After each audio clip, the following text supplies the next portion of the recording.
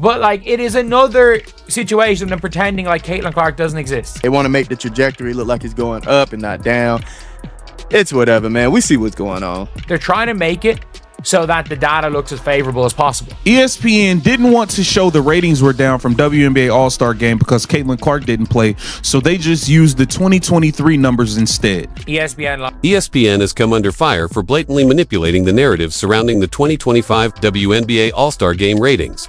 The network was caught red-handed trying to cover up the major fallout caused by Caitlin Clark's absence from the event. And the deception was so glaring that even ESPN's own journalists couldn't stay silent. The game, hosted in Indianapolis, experienced a staggering 36% decline in viewership, dropping from a freaking 3.44 million viewers in 2024 to just 2.2 million this year. But rather than acknowledge this steep drop, ESPN made a deliberate decision to ignore last year's numbers entirely. Instead, they chose to compare the 2025 game to the 2023 broadcast, which had significantly lower ratings, in order to fabricate a story of growth that simply wasn't true. And yes, you heard that correctly, the ratings are out, and just as predicted.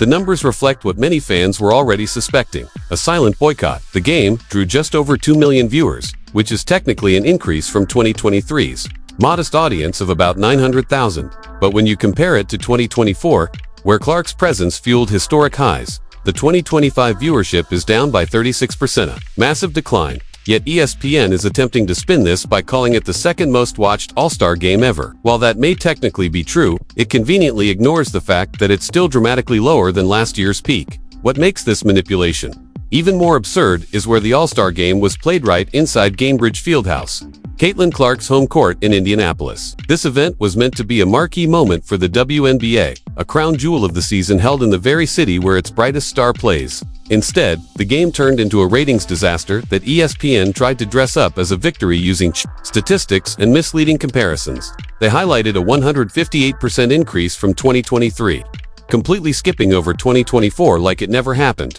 It's the kind of deceptive spin that makes you question how much integrity exists when networks are financially invested in the leagues they cover. They're not even subtle about it anymore. ESPN is pushing the idea that without Clark, the league is still growing by comparing everything to the pre-Clark era. This approach echoes the way they tried to frame the WNBA draft ratings, conveniently leaving Clark out of the equation to show progress that doesn't exist when she's removed from the picture. It all started unraveling on July 15th, when Clark aggravated a groin injury during a win over Connecticut and announced she'd be sitting out the All-Star festivities. Almost instantly, ticket prices for the game took a nosedive, falling 48%, from $121 to just $64. This wasn't just a coincidence or a minor dip in interest. It was a powerful statement from fans. Without Caitlin Clark, they weren't interested. This was a full-blown economic fallout, revealing just how much the league's success is tied to a single 23-year-old superstar. It's especially sobering when you consider that this has been Clark's most injury-riddled season to date. After never missing a game in college or during her rookie WNBA year, she's already missed 10 games in 2025. It raises serious questions. What happens to the WNBA if she misses an entire season? Will fans walk away? People who were planning to attend the All-Star weekend started backing out.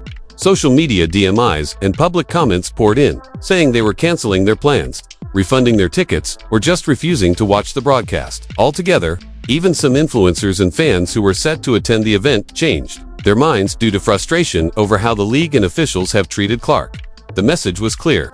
This wasn't just low viewership, it was an intentional boycott. Without Clark in the mix, fans weren't showing up. The numbers don't lie. ESPN's selective data presentation tried to hide it, but the collapse was real. They painted the 2.2 million viewers as some kind of triumph by saying it was a 158% increase from 2023, but refused to mention the 2024 record of 3.44 million. That's not just a convenient omission, that's propaganda. By comparing this year to a time when Clark wasn't even in the league, ESPN is trying to manufacture the illusion of organic league growth. But fans aren't fooled. Everyone remembers how the WNBA exploded in visibility and interest the moment Clark entered the scene. The truth is, without her, viewership and engagement plummets. And while some may argue that the league isn't all about one player, the numbers say otherwise. There are plenty of great athletes in the WNBA, but none that consistently move the needle the way Clark does. And ESPN knows this. All season long, they've been praising her impact, acknowledging her role in boosting ticket sales, generating headlines, and attracting mainstream attention. But suddenly, now that she missed the All-Star game, they're acting like no single player matters. That narrative shift is painfully transparent. Even the Friday night events like the Skills Challenge and Three-Point Contest, which drew 1.3 million viewers, up 89% from last year, were used to distract from the overall All-Star (DIP). But that uptick was due to better scheduling and format changes, not a sudden surge of interest in the rest of the league. ESPN wants you to believe that players like Angel Reese or AJ Wilson are driving this momentum, but the data tells a different story. Most fans tuned in hoping Clark might still appear. When it was clear she wouldn't, engagement dropped off quickly. And let's be real, there is a massive portion of the fan base that watches solely for Caitlin Clark. If she ever leaves the Indiana Fever to join another team, say, in New York, Fever's viewership and ticket sales will collapse. There's just no denying it. While some fans may tune in for a short while out of curiosity, long-term interest will vanish without Clark on the court. The WNBA hasn't built a deep enough bench of star power to sustain its momentum without her. This isn't just a television issue, it's a full-scale economic problem. Her absence from the All-Star game triggered a ripple effect that hurt every part of the league's business model. Merch sales dropped. Sponsorship values took a hit.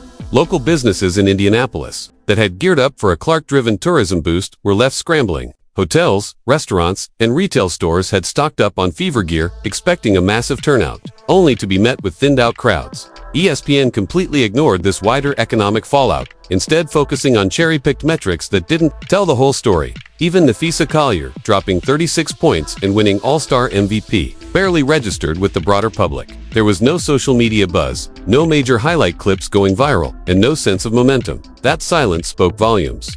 The league still hasn't developed another player who can captivate the national spotlight the way Clark does. And that's not just a talent issue, it's a branding problem. They've failed to elevate other players to the same level of cultural relevance. ESPN can say Clark is just an anomaly all they want, but the truth is, she's essential to the league's growth. ESPN and the WNBA seem to be sending mixed messages. They want the viewership, but only on their terms.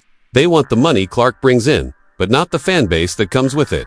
It's a double standard that leaves everyone confused. Do you want the numbers or not? You can't have it both ways. You have to take the good with the bad, the devoted fans with their expectations, the spotlight with the scrutiny.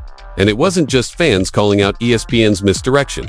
Veteran journalist Christine Brennan took to social media to slam the network's narrative manipulation, demanding to know why they were calling the ratings historic, when the data clearly showed a major decline from the previous year. Her post went viral, exposing ESPN's tactics to an even larger audience. Then Austin Karp of Sports Business Journal stepped in, laying down the real context that ESPN was avoiding. He said it plainly: everything Caitlin Clark touches turns to gold, and when she's not there, the numbers crater. The 36% viewership drop wasn't a random fluke. It was part of a consistent pattern.